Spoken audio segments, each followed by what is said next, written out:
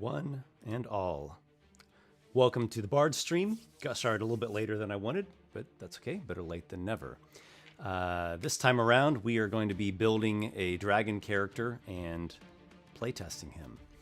So pretty excited about that. I've been working furiously on the dragon class for a while now, and especially these last couple weeks has been intense. Hello everybody joining in. Star, hello to you as well. Rock, what's going on, buddy? Good to see you. Orion, another regular. Hello, hello. Hey there, it's been a while. Always great to see your streams pop up. Cool. So, as you are seeing here, I'm developing a 5e book called Monstrous Heroes, and it provides really in-depth options to play monster characters. They are both your race and your class put all together as one. There are minotaurs, ogres, elementals, vampires, and dragons. Yes, yes. What could be a more iconic monster to play than a dragon? The dragon is the ultimate symbol of adventure. So balancing this dragon class has been very difficult. It has proven itself to be a tremendous challenge, and that is part of the reason why I've been working on this so intensely for a little while now, trying to get it functioning properly. And it still will need playtesting and development, and that's, a bit of what we're doing here tonight. So, Bryant, what's going on? Mark Lewis, hey there. Heimko, Luis, Adam Shea, great to see you guys. I'm curious to see how this is going to be when compared to Mr. Rex's Dragons, though he's only done metallic so far. I've gone back and forth on this issue since people brought it to my attention that he's made monster classes as well.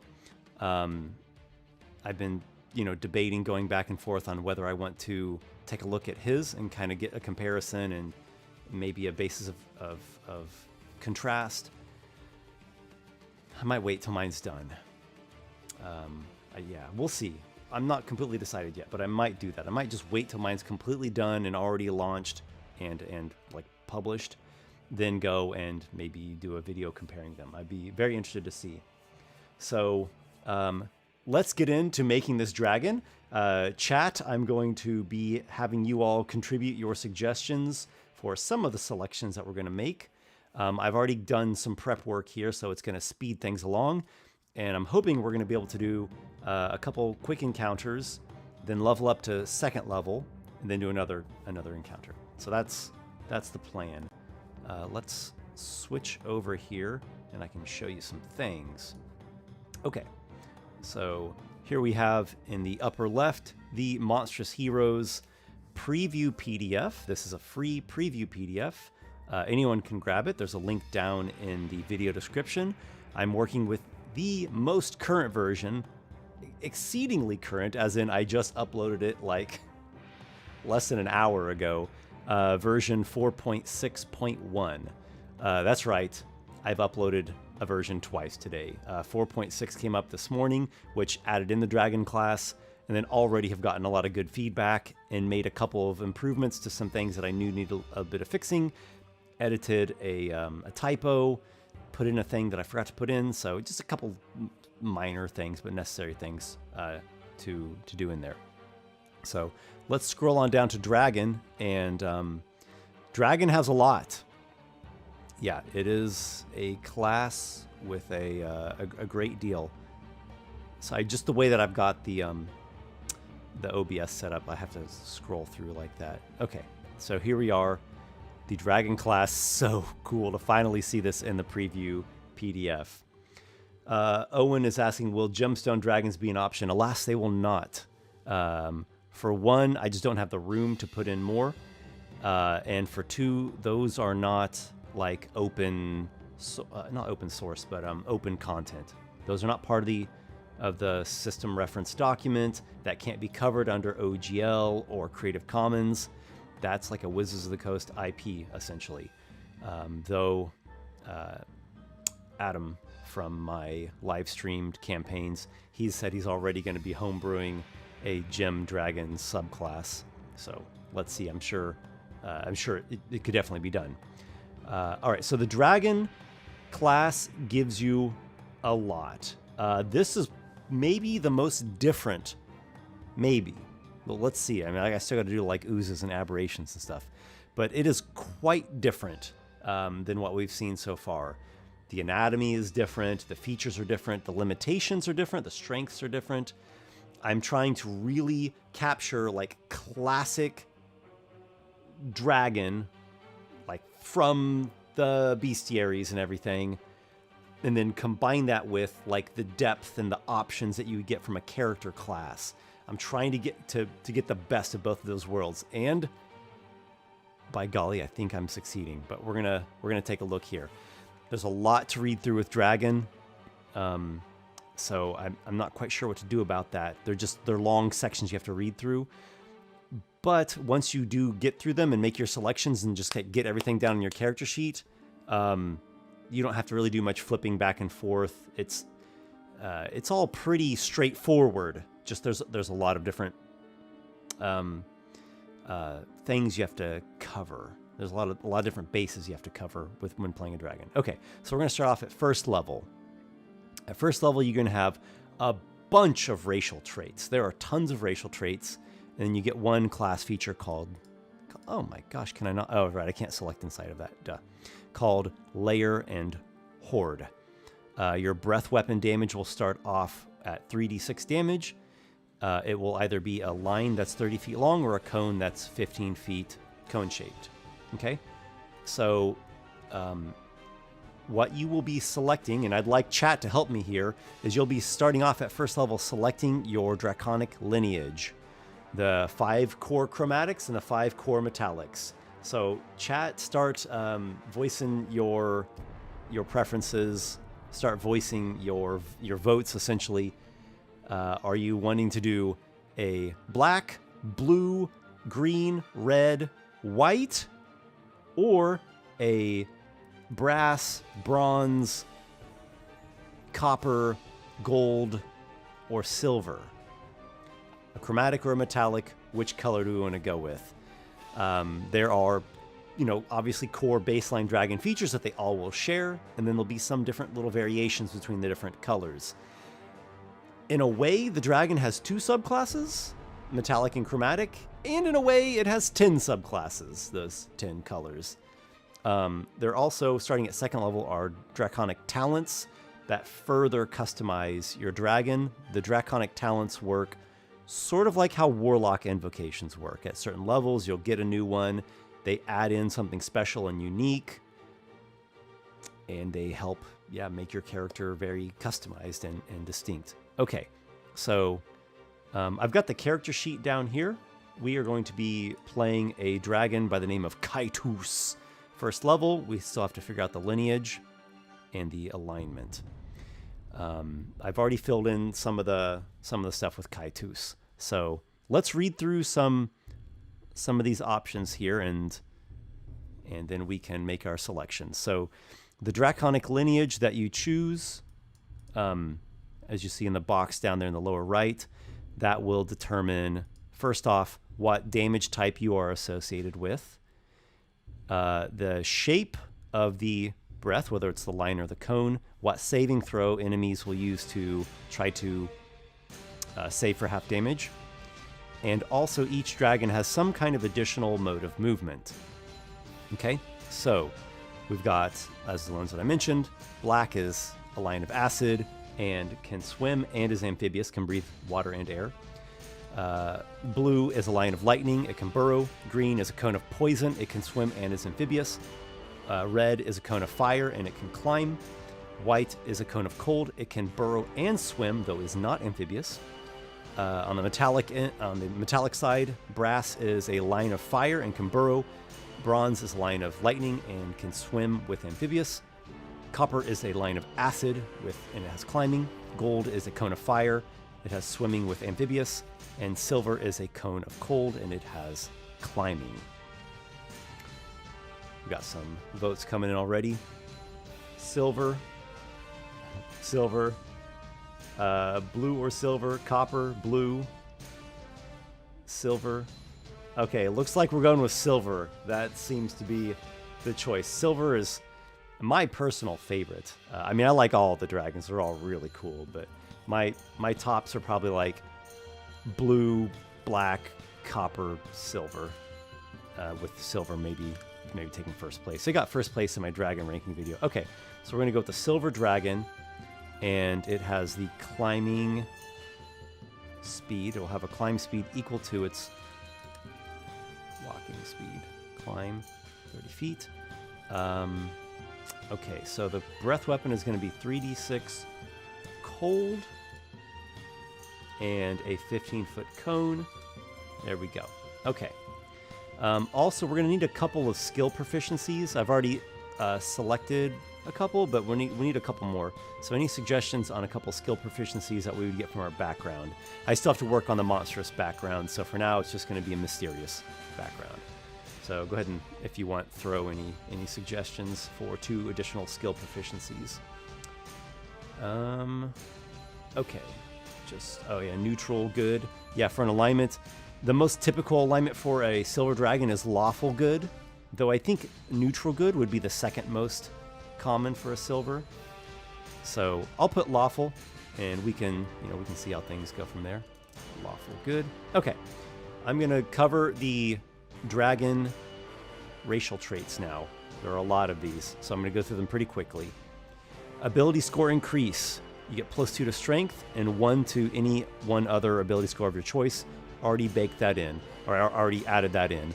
The ability scores I picked were ones that I thought would just be a pretty typical, good starting array of scores. We got strength of 16, dex 10, con 16, int of 8, that's our low one, wisdom 10, and charisma of 14.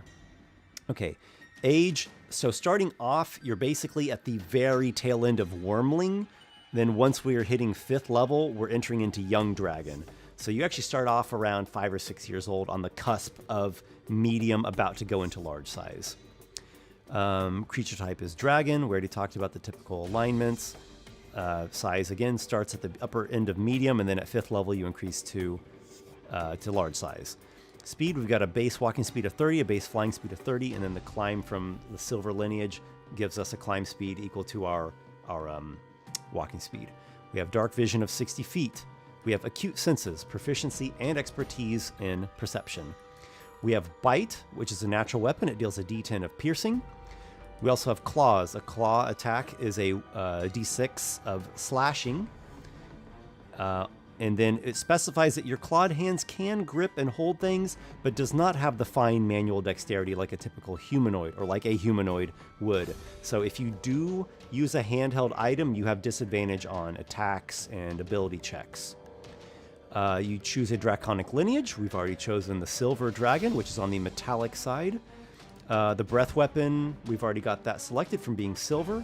The DC is going to be 8 plus proficiency plus con. Yep, so we got a +3 con. So they give us a DC 13 for our breath weapon. Totally good.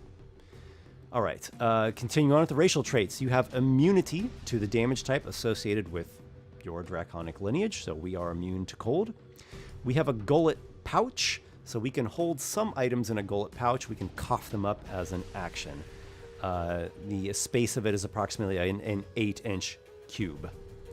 We have natural armor of AC 13 plus our con, so we're getting a 16. 13 plus the 3 con modifier. Okay. And languages, we have common and draconic. Okay. Bear with me, guys. We're gonna get through these, and we're gonna get into the encounter.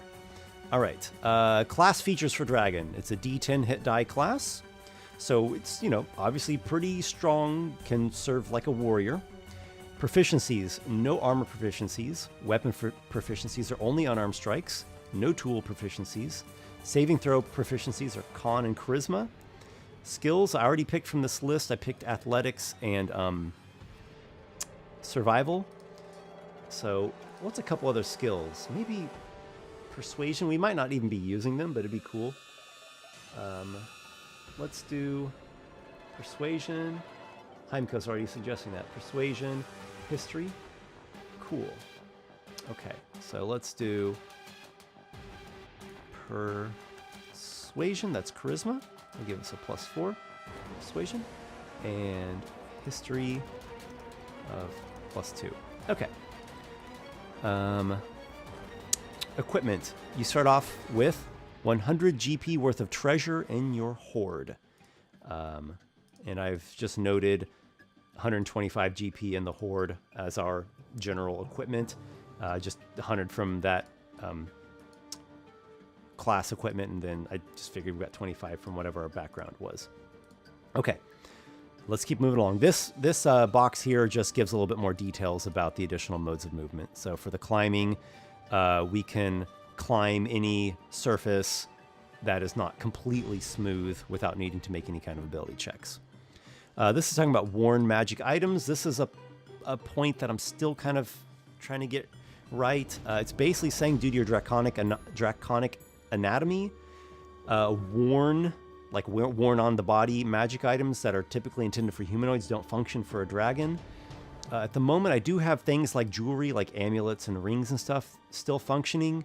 Some people have said I shouldn't have that in there either, so we'll see. And then the big first level feature, Lair and Hoard, which actually you don't even need to read through all of it just right off. It's just basically the idea is you begin level 1 with a lair. It's a cave. And you also have a treasure hoard, which is all the wealth that you possess that's inside of your lair. And you are magically bound to, bonded. You're magically bonded, rather. You're connected with your lair and your hoard. And this is just saying kind of like some guidelines for a GM about how big a layer should be.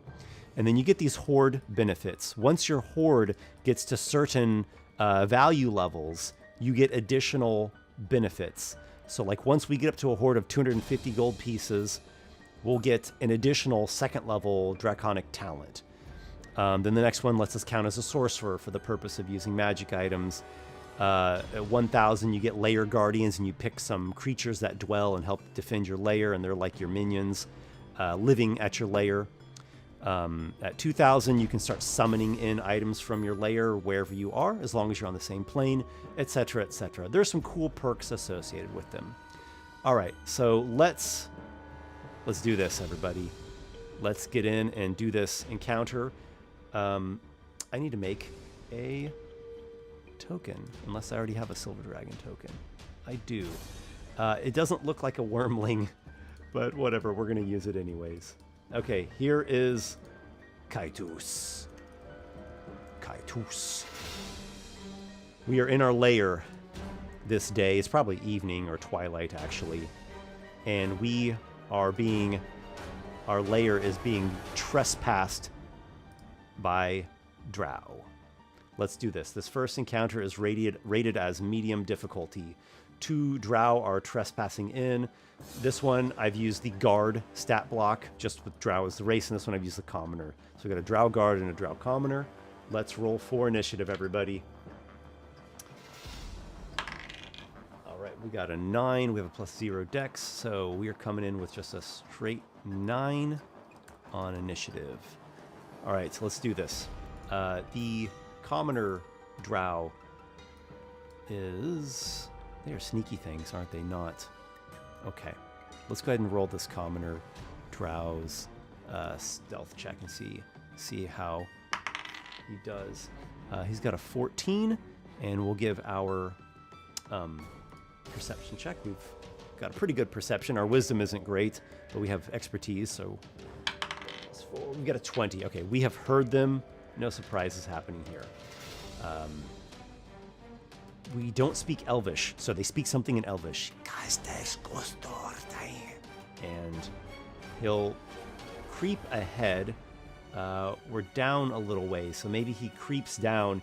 He sees us, gasps, and comes back there. Okay, it is our turn. Kaitus will move to here. We could dash and get up next to the commoner. We could ready an attack. We could dodge. We could breathe our cone of cold right onto just him. I think dodge is a good choice.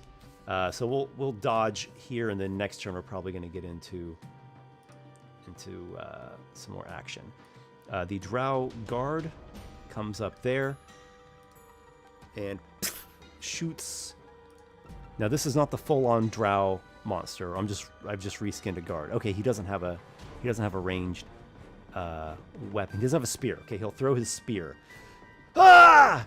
He gives a bit of a shout upon seeing a dragon, medium-sized dragon, but a dragon nonetheless. That is a 5 to hit, sails wide. Spears are a little awkward to throw, and then he will move back, keeping his ally as cover. The ally, oh my. Is this ally brave enough to go in and fight a dragon in this cave here?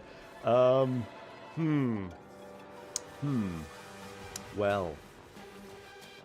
I'm going to roll a, what would we call it? Like I'm going to do a wisdom check as a morale check for this Drow commoner, who's really just like this basic conscript that's been forced into this expedition. He's got an 18, so he's brave. He draws his... He has a club. Oh my gosh, Amir. We'll say it's a dagger. He draws his dagger and attempts to stab us. All right. Attempts to stab Kaitus. He's got 15 to hit. Kaitus with a 16 armor class. The dagger scrapes and glances off of the sturdy dragon scale. And I was hoping to get them both in the cold breath, but we don't have that. So they're just too far apart, right? Like even if we maneuvered... Oh, they're only 15 feet apart? Okay, so we do have to maneuver and provoke an opportunity attack. But I say go for it. We haven't been hit yet at all. And the commoner's attack is not so great. So we're going to move out to like there, where we can get them both in our cone. All right, so the commoner makes opportunity attack with the dagger. Comes up with an 18. We are struck. Well, we paid the price for this, but it's just a commoner. Just a straight D4 dagger roll. We take 4 damage. That brings us to 12. Ow. Well, that actually kind of sucked. But we might actually just take them both down. Kaitus opens his draconic jaws and releases a freezing blast. They must make Constitution saving throws. We've got a 20 on the commoner. He'll take half damage, and the guard has a mere 7. Will take full damage. I think this is still going to take down the commoner, though. Commoners have like, what do they have? 4 hit points? Yeah. All I have to do is roll 8 or higher off of 3d6, and he's going to die even with a successful save. Got it exactly. 3 + 1 + 4. That's 8 cold damage. So even though the commoner saves, he takes exactly what is needed. Maybe he's not quite dead, but is like unconscious and dying, and the guard is just frost bitten unto death. Let's call that a... So that was a medium encounter. Now, like we've seen before... Oh, wait. No, I'm sorry. The guard isn't dead. Oh, I've misspoken. He is still up. He has 11 hit points total. Sorry about that, guys. He's still up. Though I don't see why he would stay there. I think he's going to run, and he is actually shouting... And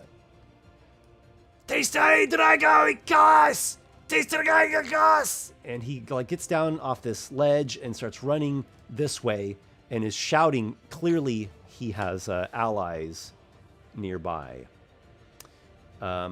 So, back to Kaitus. How does the dragon's breath weapon recharge, or how do you get back its use, you ask? You begin at first level with recharge 6. So at the start of each of your turns, you roll the d6.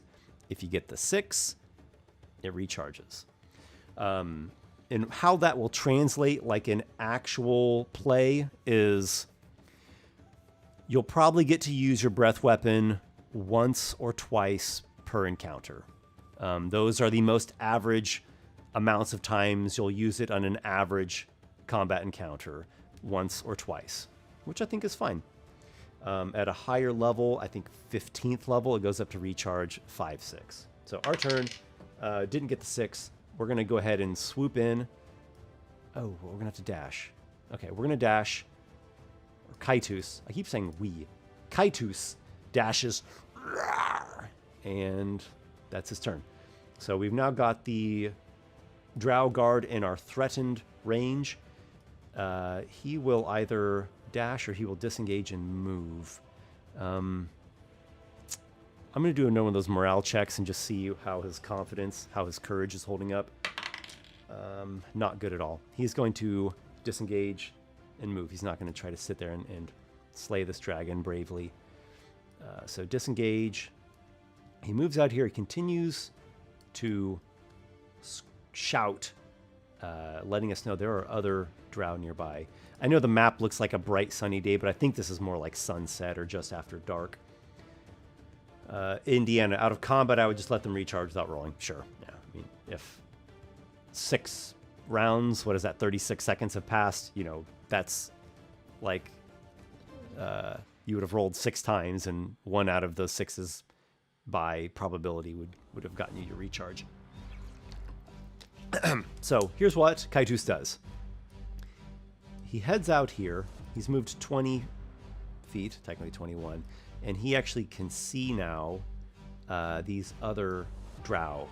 They are down here, and this layer is up in a mountain. So this is like a mountain with some, you know, some mountain slopes and vegetation and trees. Not super high up, just a wormling's cave. So he does see these other drow, though they are quite far away. So he's not particularly concerned with range attacks coming in just yet. So he will continue on. Oh, let's roll that recharge roll. Got a nat 1, and he will bite. Snaps his jaws. We've got a 10. That is a miss. Okay, let's keep this rolling. The drow is disengaging, running, trying to head for some vegetation. Maybe we'll get him some cover. Back to us. We'll do a recharge roll and then an attack. Oh, we got the nat 6. Okay, cool. So our breath has recharged. Mentally note that, but we're not going to use it just yet. We're going to bite. Kaitus gets 20, and I think he's going to take down the Drow Guard. That's D10. Where's my D10? Okay. 5 damage, which that'll do it. Our fanged jaws snap, and the Drow Guard falls to the ground, defeated. All right, let's see here. We have incoming enemies. There is a, like a full-on Drow warrior, like the actual Drow monster manual core Drow. She's got like a rapier and a hand crossbow with poison crossbow bolts. And then there's another Drow guard. Okay, so these two are going to be dashing up. Kaitus doesn't want to stand out where ranged attacks can start incoming. He will go back up towards the mouth of the lair. Drow dash again. Kaitus will... What's a good place to be? Kaitus flies up into here with a dash. Drow do their dash there. Maybe not here, because this little chamber might get us a bit jammed in there, even though this eventually goes to a dead end anyways, but there's more space.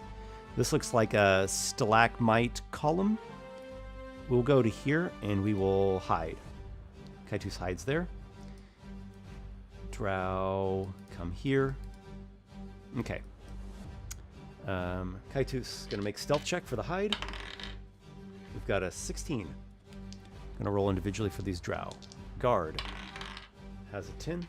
And the Drow, we'll just call her the warrior. That'll be the baseline full-on Drow. Has a 13. We are successfully hidden.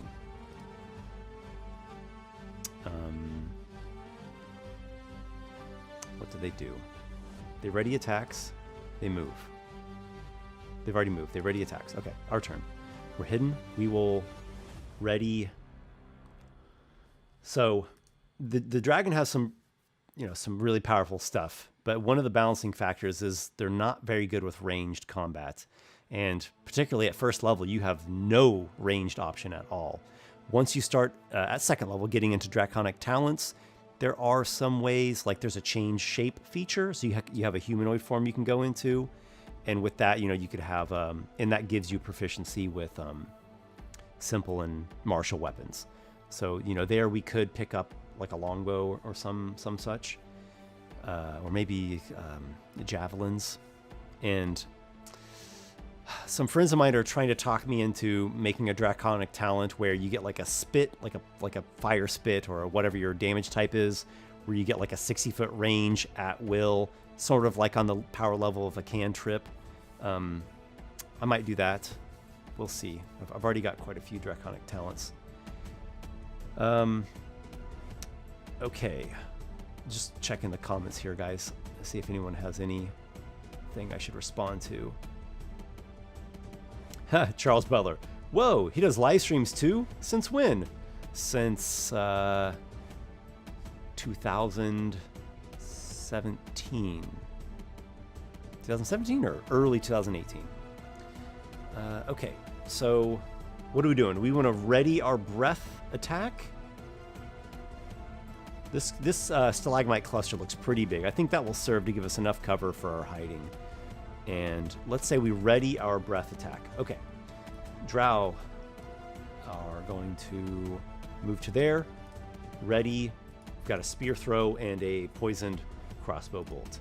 So this is the game, just coming up on each other. Actually, I think the Drow are going to make perception checks again, so they won't ready this turn. Perception checks to try to find us. We got a 16, they've got a 14 and a 12. They still don't know where we are. They exchange some words.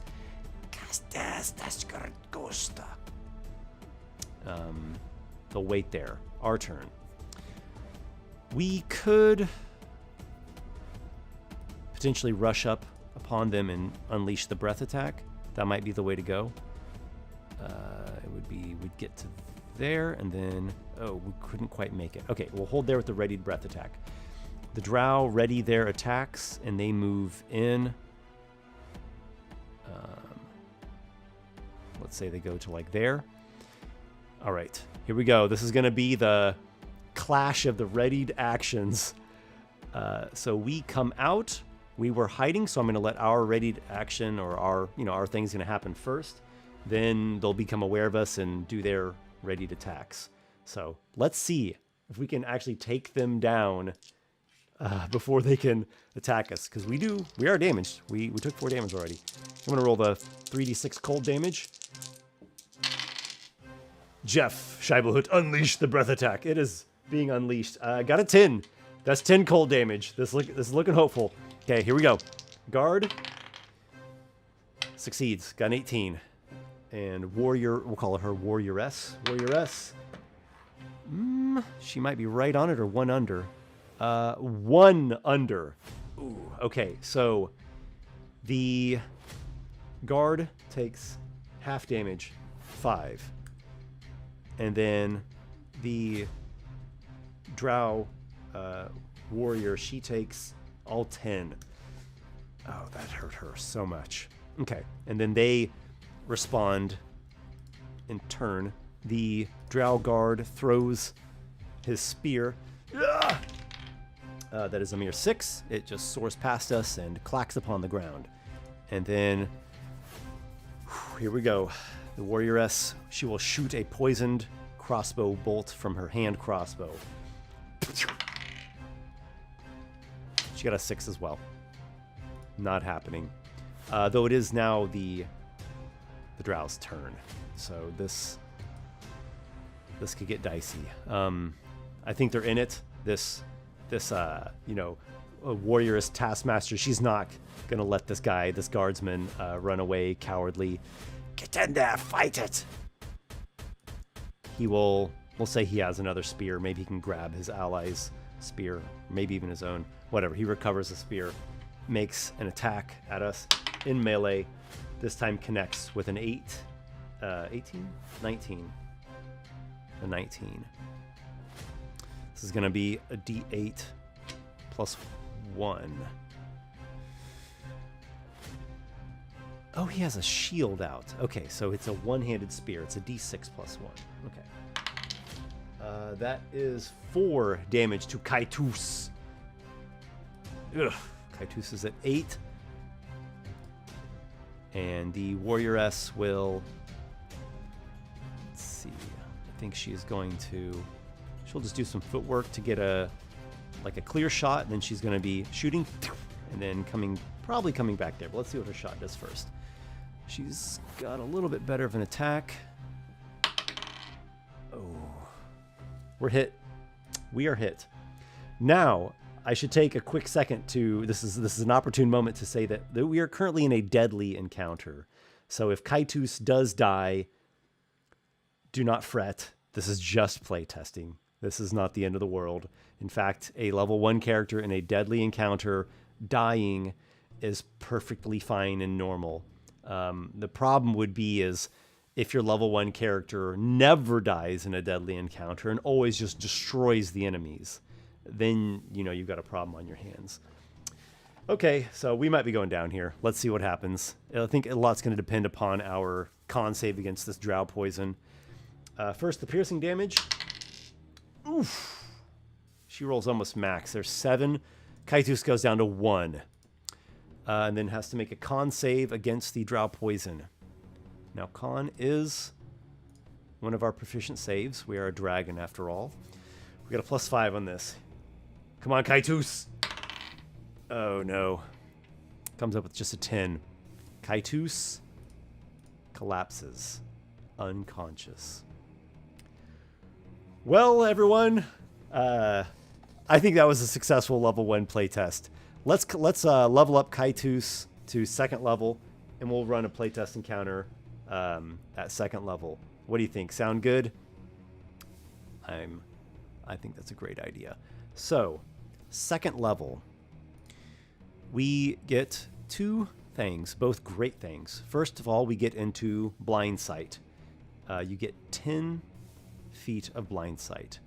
So here we go, dark vision 60, blind sight of 10 feet.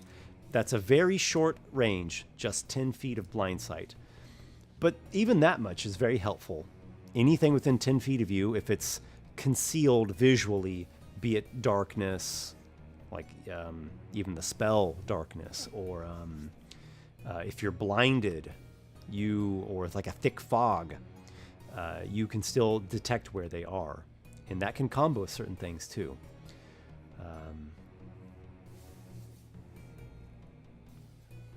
Indiana Olsen, any rules for teammates riding you into battle? I don't think there needs to be any special rules. Oh, are you saying like just beyond like how normally you can ride a larger size creature into battle? Well, I don't have plans for it. Usually dragons are not particularly keen on people riding them like mounts, but it is something that we see from time to time. I don't know. I'll keep it in mind. It's honestly something I hadn't really thought about, but if I got room for it and it's something that a lot of people want, I don't know, maybe I could see it going in. Okay, so we got the 10 feet of blind sight, and now the real thing. Guys, I'm going to need your help picking out a draconic talent. So we're going to scroll all the way down. At the end of the dragon section, love this art, by the way. Props to Joan Maldonado, who did this really cool metallic dragon. At 2nd level, and then every 4 levels after that, you can pick a draconic talent of your choice. Have to meet the prerequisites, of course. And there are a bunch of different options. So even just at 2nd level, there are a bunch of options. So I'm going to run through these. I'll give you all like the short, quick version, and then start dropping your... Hey, AJ, how's it going, man? Good to see you. And then start dropping your suggestions. Vote on which draconic talent you would like Kaitus to pick up. So, first of all, we have change... Why is it making the whole screen go blue? We have change shape. This is one where you get a humanoid form. You pick a humanoid race, and you determine the cosmetic details of how this humanoid form looks. And as an action, you can go into your humanoid form, or back into your true form. In your humanoid form, all your statistics are the same with a few exceptions. Your size is that of the humanoid races, medium or small. In order to fly, your humanoid form sprouts wings. You can absorb them back into yourself when you're not flying. You can't burrow in humanoid form, but we don't have burrowing anyways. You get the, fine manual dexterity of a humanoid, so you no longer have disadvantage on attacks and ability checks with handheld items in the humanoid form, not in the dragon form. And you get proficiency with simple and martial weapons. When you make a natural weapon attack, you can either momentarily manifest a draconic appendage, or you can just disguise the natural weapons under the appearance of your humanoid appendages. And then your equipment, when you change into either form, when you go to human or to true form, you can have equipment that you're holding or carrying merge into you or come out of you. So you can do whatever you want with your equipment whenever you go to either one of those forms. Okay, so that's one option. Empowered breath. The damage dice of the breath weapon goes to D8s. So how the breath weapon works is it starts off at first level as 3d6 damage, and then every 2 levels, you can see here on this column, every 2 levels it goes up by 1d6. So at 3rd level it's 4d6, 5th level 5d6, etc. Goes all the way up to 12d6 at 19th level. So it's pretty powerful. It's definitely more powerful than the Dragonborn races, which is let's not even get started with that. When you do your breath weapon, you really feel like a dragon that is unleashing a breath weapon. Okay. Let's go back to these. Okay, so we could do Empowered Breath. The damage dice increase to D8s. That makes it even more powerful. Or we could go with Flashing Claws. It is a stance. There are a few stance draconic talents. How stances work is it's a bonus action to enter a stance. You can only be in one stance at a time.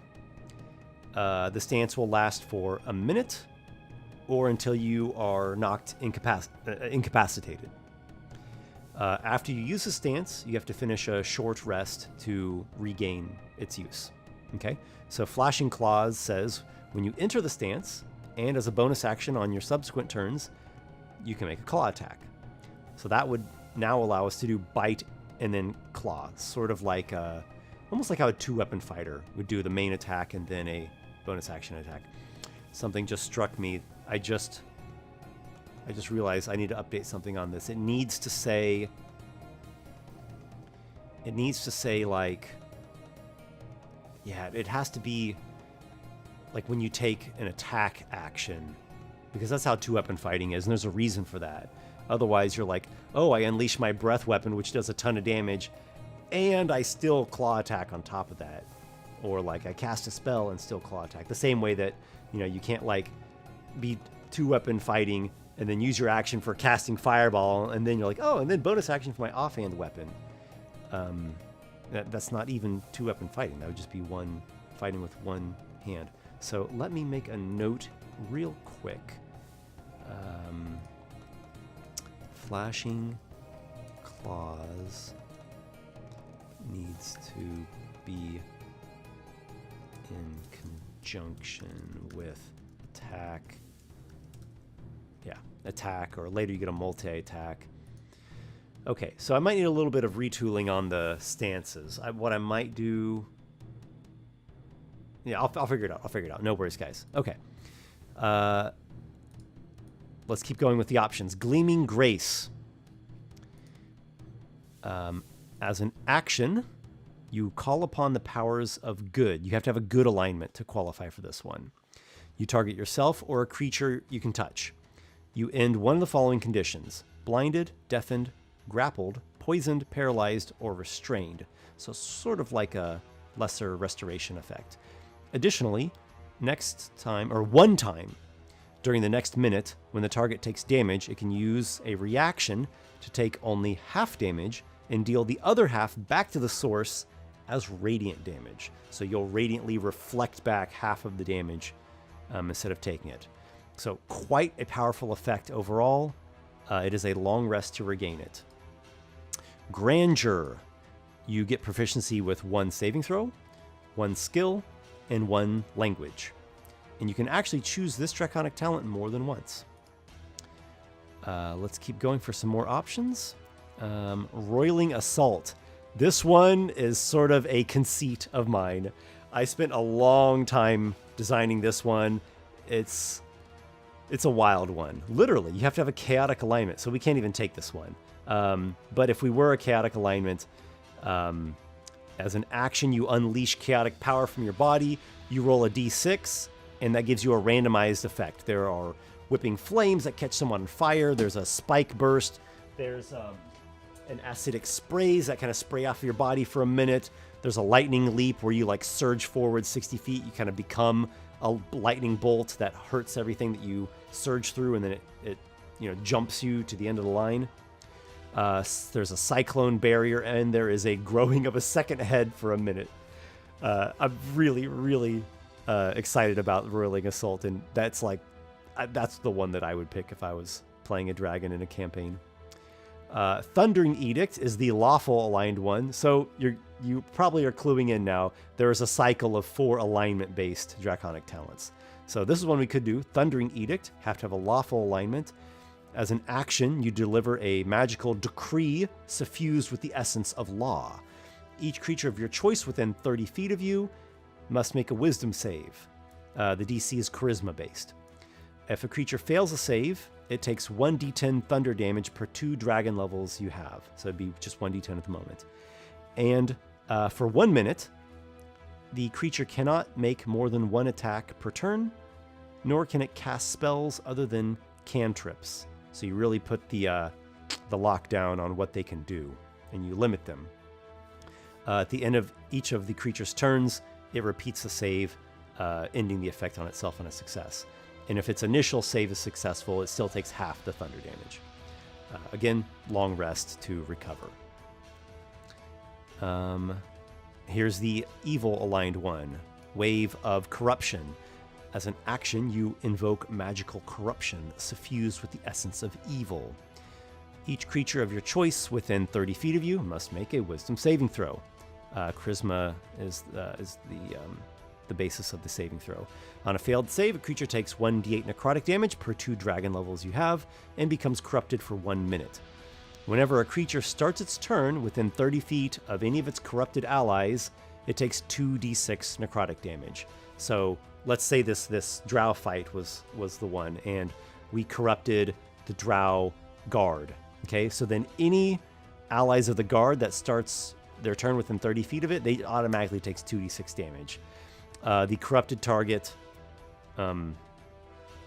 makes a save at the end of each of its turns, ending the effect on itself on a success. If the initial save is successful, it takes half damage. Regain on a long rest. And then our last option that we could pick is called Wing Shield.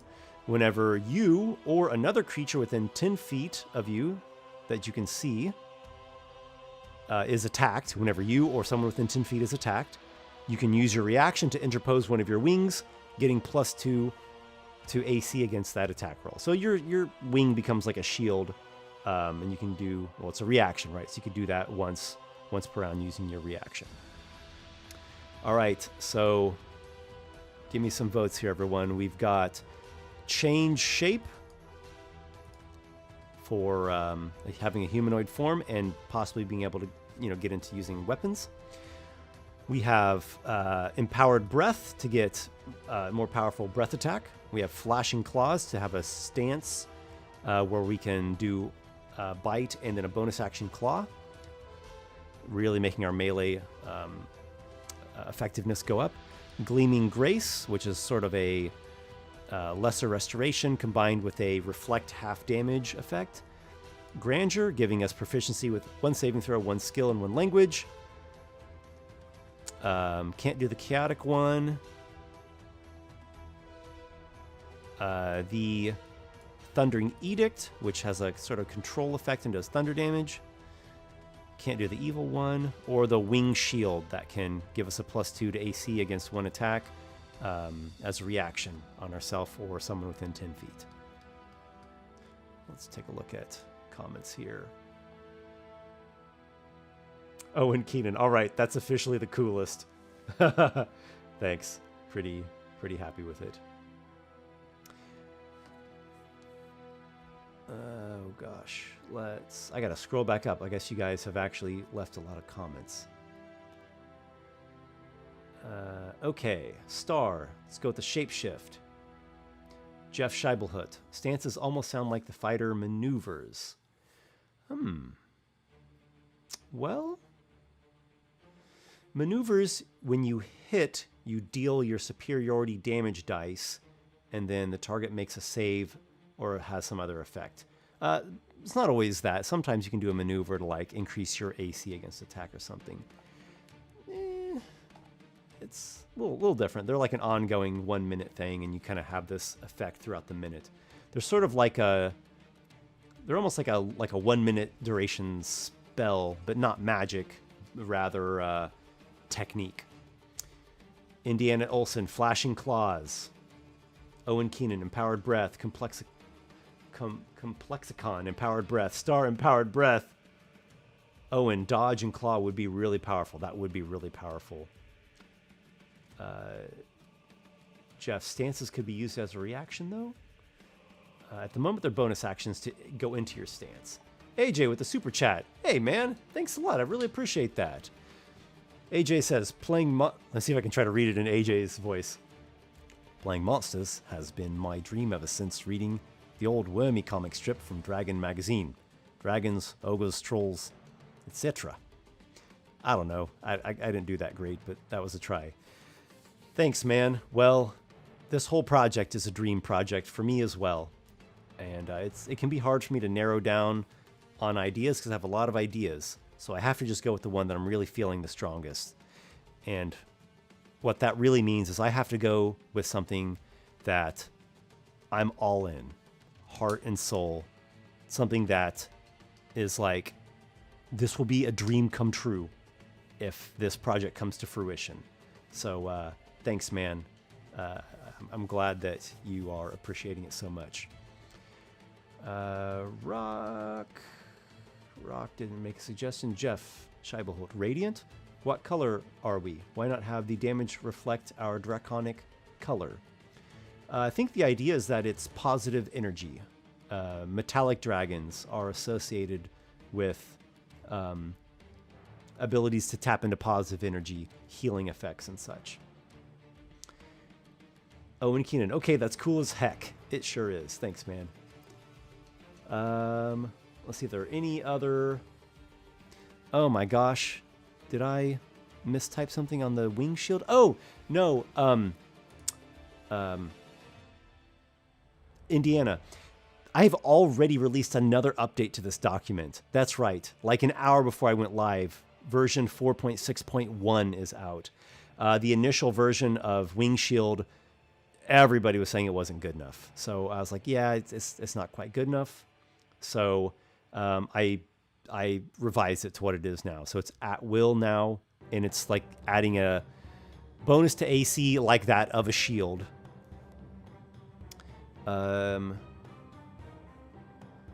Empowered Breath got the most votes, so we're going to go with that one. And if we can get to 250 GP on our Horde, we will get another second level Draconic talent. So hopefully we'll have another one coming in soon. All right, so for the talent, we have Empowered Breath going up to 3d8.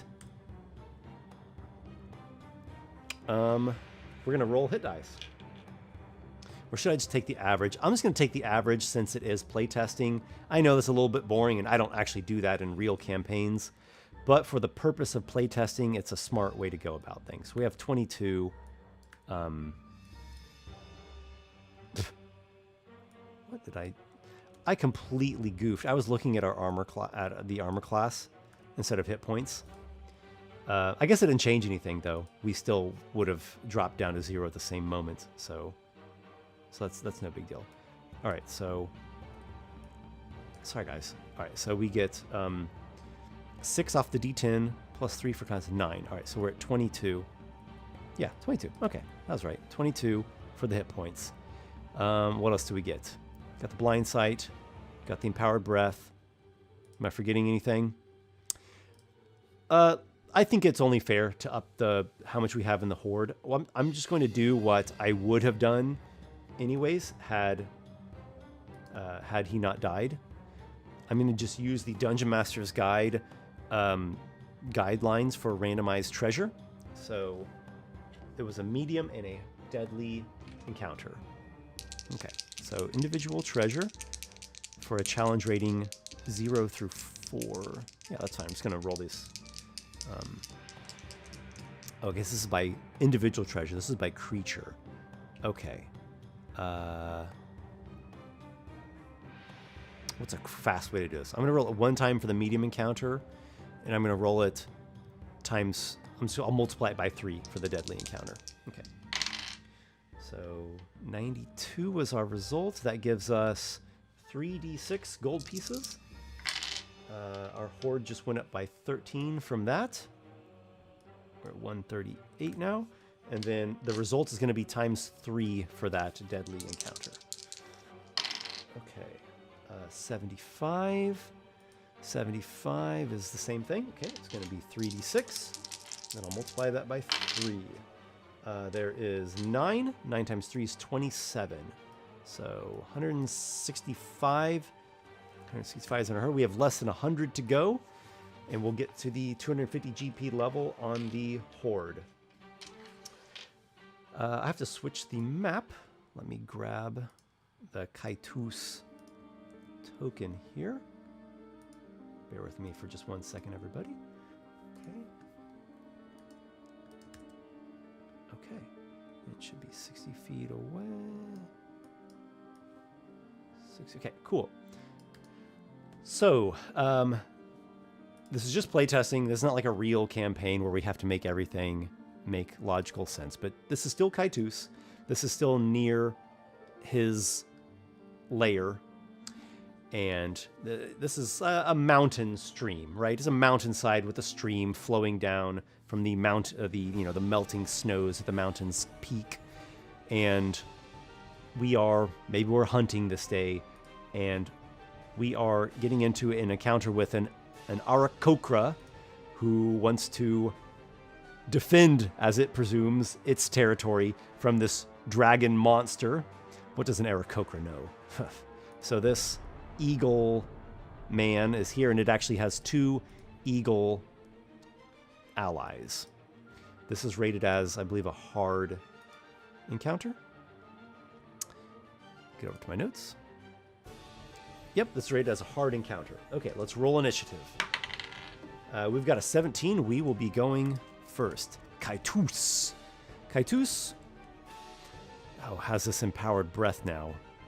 If I could blast them all, that would be amazing. Those eagles they're going down. They're just going to drop like flies.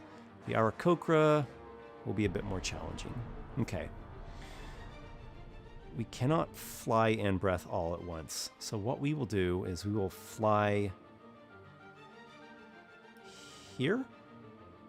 Let's take some cover by this side of this rock formation and ready a bite attack. The Aarakocra calls out a battle cry. The eagles come swooping in to slash at Kaitus with their talons. All right, swooping in, the 2 eagles. Kaitus ready to bite attack.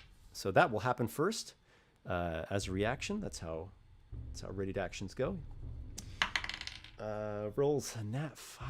That's not good. A 10 snaps, misses. Maybe just gets the tip of a feather. And we have 2 eagle attacks. Here are eagle talons. We got an 11 is a miss and a 22 is a hit. The eagle talons slash for 3 slashing damage, bringing us to 19 out of 22. feel so goofy for confusing the AC with the hit points last encounter. But literally, it affected nothing.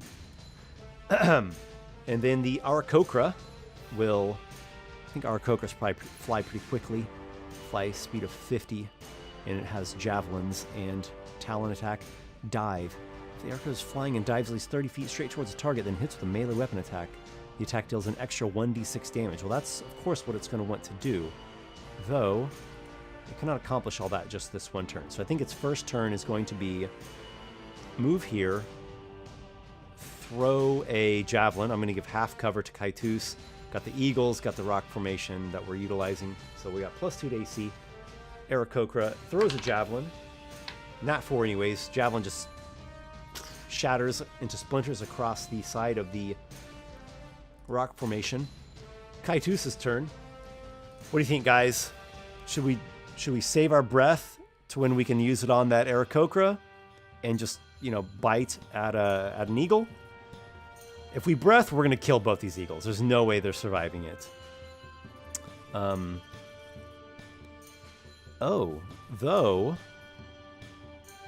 there really isn't a way to breath both these eagles without provoking an opportunity attack. Right?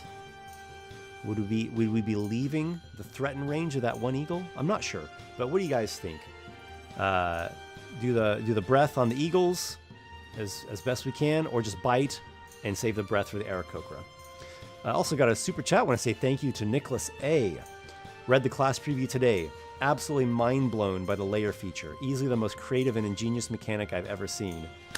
Thanks, man. Oh, I'm really happy that you're liking it so much. Like I said, this dragon class is something I've been working on intensely for some weeks, and especially the last 2 weeks. Basically since the end of the Kickstarter, it's been like hardcore focus on dragon. And you know, it was frustrating me. It was very tricky and challenging because the power level's pretty high in some ways, but finally had the breakthroughs, and it's soaring along. All right, guys. Warser, what's up, Warser? Good to see you, man. Warser says, provoke it. It's worth it to kill them. Indiana says, save it. Complexicon, complete eagle genocide. I think you can angle it to hit both. Vic Sanch, will the PDF only be ready/available in November? First time backer. Okay, so you're talking about like the finalized product. At the moment, the estimate is that the finalized product will be ready in November. I'll keep everybody updated. Hopefully there won't be delays, but that is a reality. If I have to choose between rushing the thing out or saying, hey guys, please give me a few more months so that we can make sure the quality is there, and when you get your product, it's not going to have these issues.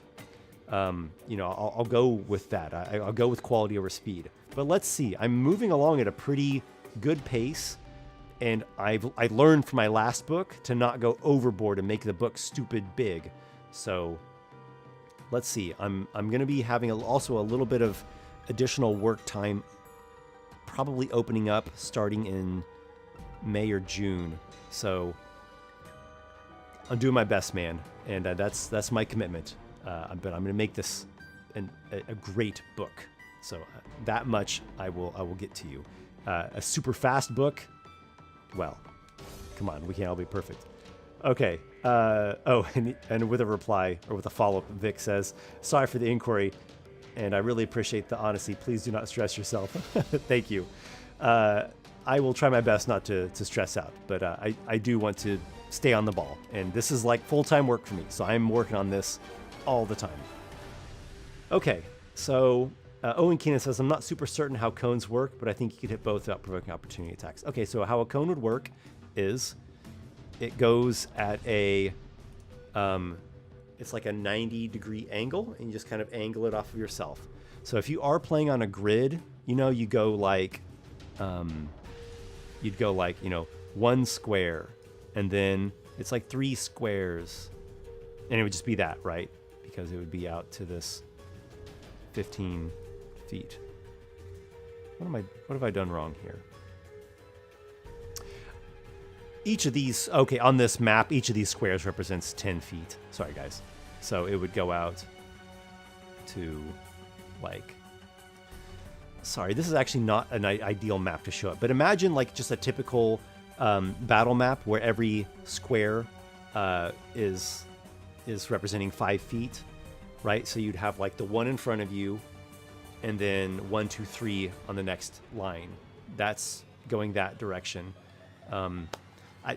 I don't like to make things just completely straight-jacketed into like cubes and squares.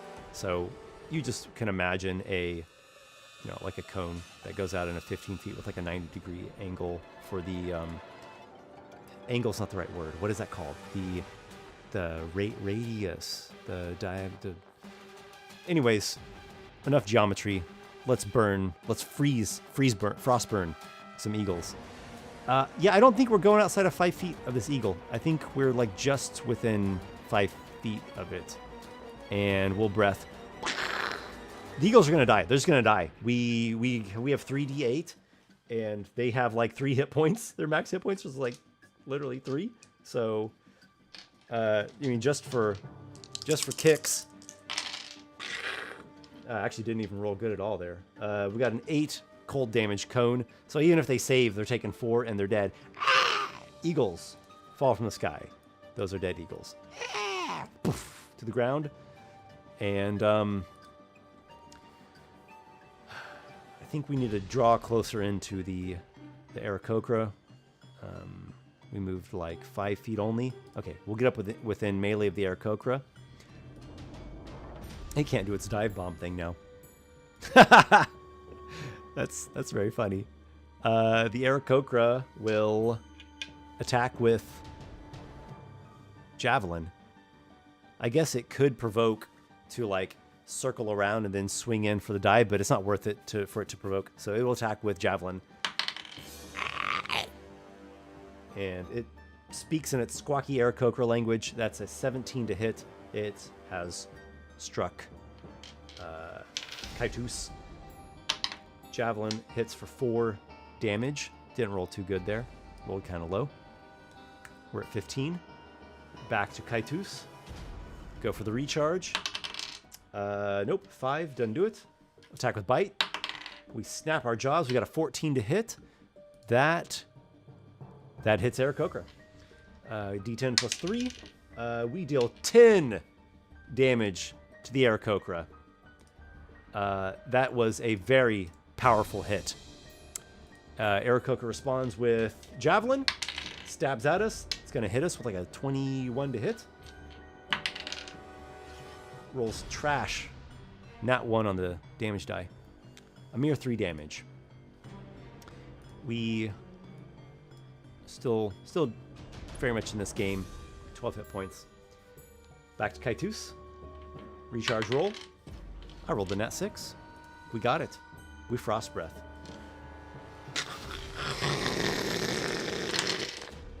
There's 10. 10 cold damage.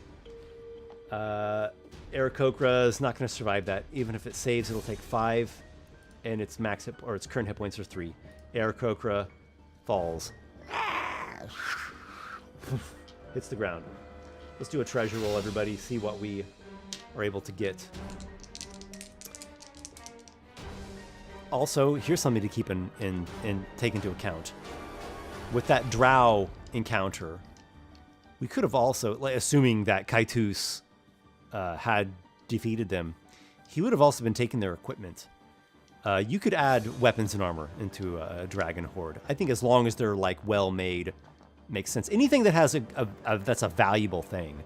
Hand crossbow, chainmail or chain shirt, a shield, a spear, a dagger. Sure, I could add all those things in. So I probably underestimated, undershot that amount of value that I gave to him. So that's okay. There'll be another time to playtest, right? Let's roll up the. This was a hard encounter. I'm going to multiply this times 2. Okay.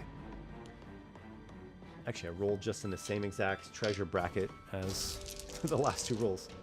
So 3d6 rolled very nicely. 16 times 2 is 32. All right, we've got a horde value now of 197 gold. And you know what I really should put on here is horde value. That's really what we're at here. We're not really looking at equipment. How would this be done? Yeah, I'm trying to think how a player would do this on the character sheet. You would put a horde value, the total value, and then you would then list out what that's composed of.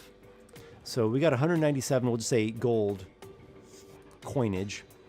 And then let's put in javelin's not really worth hardly anything. Javelins are just like, what are they? A silver piece? I'm just doing this, guys, because I'm trying to think.